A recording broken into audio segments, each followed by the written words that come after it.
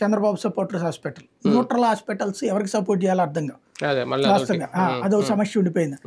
ఇప్పుడు ఆ Jagan supporting hospitals వాళ్ళు వచ్చేటప్పటికి ప్రాబ్లం ఏం లేదు, వాళ్ళు తర్వాత ఆయన ఇస్తాడులే అనేటువంటి రూట్లో ఉన్నారు. బాబు సపోర్టింగ్ హాస్పిటల్స్ వాళ్ళు మాత్రం కోపంగా ఉన్నటువంటి పరిస్థితి అయితే ఉంది. న్యూట్రల్ హాస్పిటల్స్ వాళ్ళు ఏంది కర్మ మనకి అనుకుంటున్నారు అనమాట. బేసిక్ గా ఏంటంటే బిల్లులకు సంబంధించి వేగంగా ఇవ్వడం అనేటువంటి ప్రభుత్వ బాధ్యత. ఇప్పుడు ఇన్ని తీరుస్తున్నప్పుడు అప్పులు కూడా తీసుకుంటున్నారు కదా, ముందు కనీసం 1000 కోట్లు రిలీజ్ చేస్తే కరెక్ట్ గా ఉంటుంది, అది జెన్యూన్ అవుతుంది.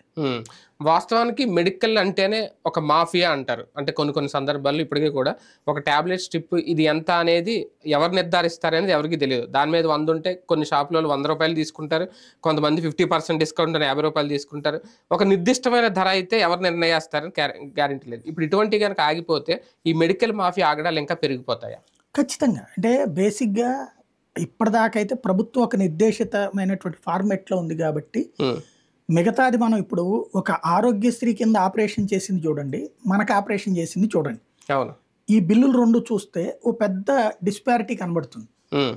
మనం ఎక్స్ట్రా ఏముంటుంది అక్కడ ఏంటంటే ఒక బెడ్ ఉంటుంది, అది ఒక హాల్ లాంటి దాంట్లో బెడ్ ఉంటుంది, ఇక్కడ మనం రూమ్ తీసుకుంటాం, అంతే కదా తేడా. ఈ రూమ్ బిల్లులు పోను మిగతా బిల్లులు రెండు సమానంగానే ఉండాలి కదా, ఉండవు, ఎక్కువగానే ఉంటాయి. అంటే అదేదో పెట్టే వాళ్ళ దగ్గర తీసుకుంటాం అన్నటువంటి రూట్లో ఉంది.